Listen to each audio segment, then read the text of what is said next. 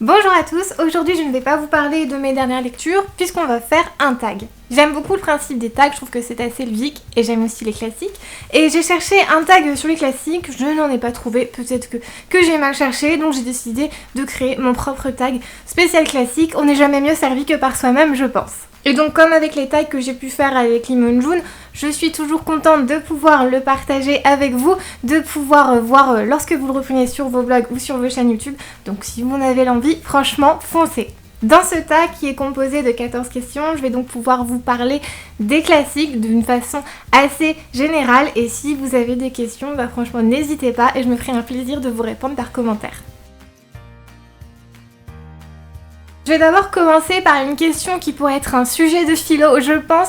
Pour toi, qu'est-ce qu'un classique ? Je vais essayer d'être assez brève et de récapituler en gros pour moi ce qu'est un classique parce que je pense que ça pourrait faire le sujet d'une vidéo. Donc je vais vous dire pour moi ce qu'est un classique. Et déjà, lorsqu'on entend le terme de classique, on est d'accord que l'on ne parle pas des livres qui s'inscrivent dans le courant du classicisme du XVIIe siècle. Pour moi un classique en fait c'est un livre qui a marqué son époque pour plusieurs raisons. Soit par exemple parce qu'il s'inscrit dans un contexte important, soit parce que l'auteur y exprime des idées innovantes, soit parce que le style littéraire est riche ou innovant également.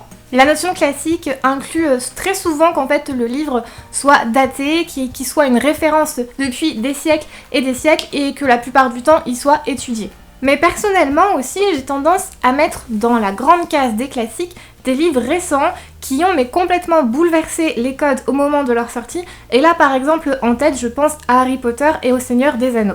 Mais je pense aussi qu'une définition d'un classique, c'est très subjectif et très personnel. Donc je vous attends en commentaire pour me dire en fait ce que c'est pour vous un classique.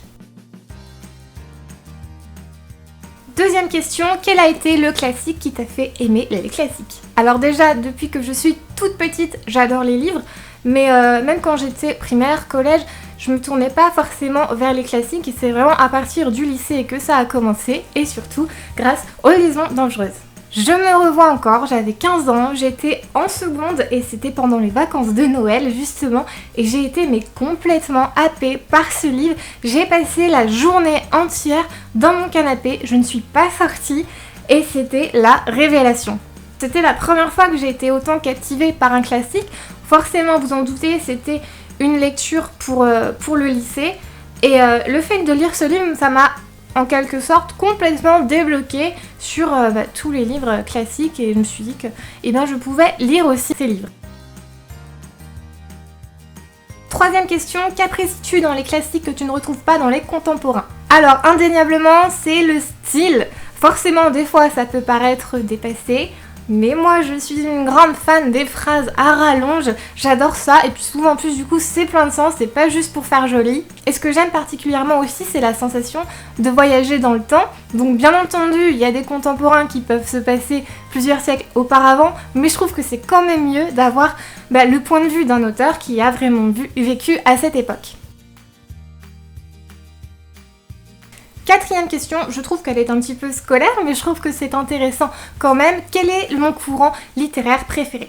Alors j'en ai deux, le réalisme et le naturalisme. Pour vous donner des exemples, Balzac est l'un des grands chefs de file du réalisme, et Zola est le plus grand représentant du naturalisme. Et pour bien distinguer les deux, du coup, le réalisme va chercher à retranscrire de la manière la plus précise la réalité, et le naturalisme qui découle du réalisme va procéder de la même façon, mais en apportant une dimension physiologique. En gros, vous l'aurez compris, je n'ai pas besoin d'histoires sensationnelles, j'aime les histoires ancrées dans la réalité, j'aime quand il y a une bonne grosse dose de souffrance qui s'attaque à toutes les conditions sociales, et j'ai un intérêt quand même particulier pour les histoires d'ascension sociale. Mon cœur bat comme jamais devant des histoires comme ça.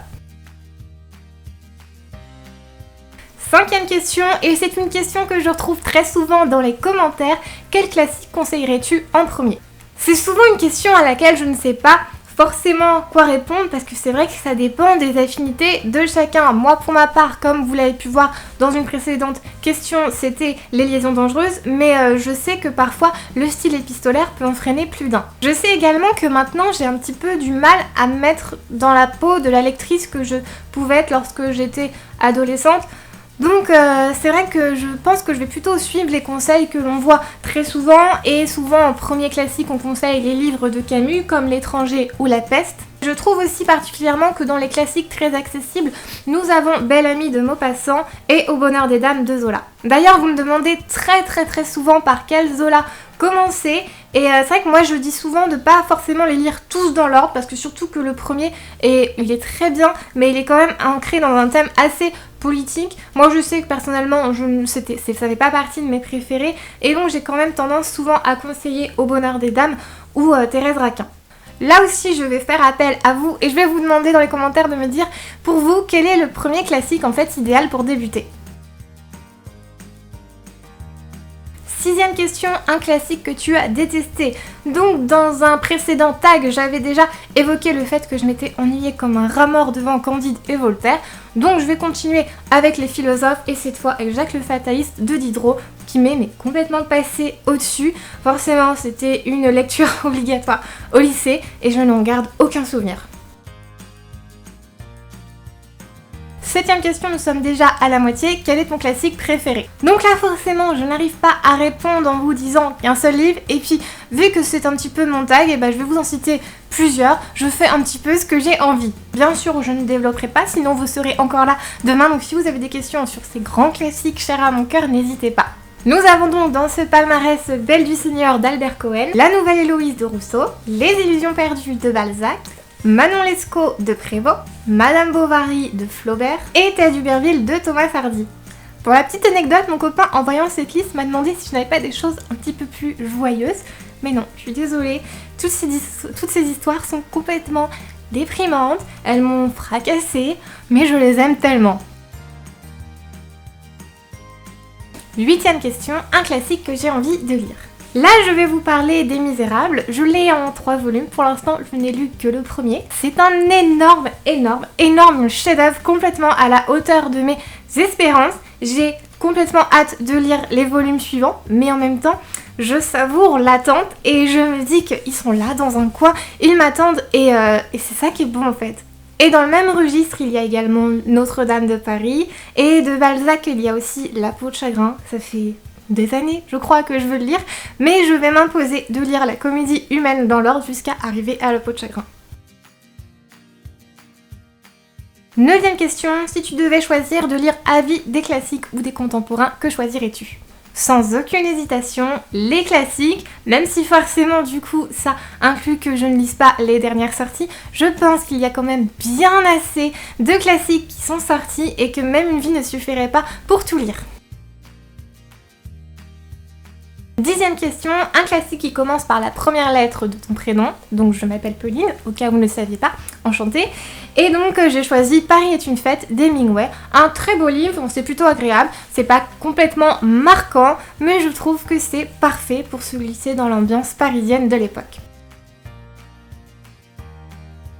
11e question, ton personnage de roman classique préféré? C'est extrêmement difficile de répondre à cette question. Décidément, je fais des questions auxquelles je ne peux pas répondre. Mais en fait, j'aurais envie de mettre dans cette réponse tous les personnages des Misérables de Victor Hugo.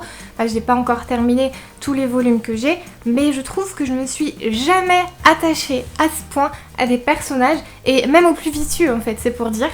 Et jamais en fait j'ai autant vibré pour des personnages, et forcément du coup dans la Palme d'Or il y a Jean Valjean, Cosette et Fantine que j'aime mais tellement.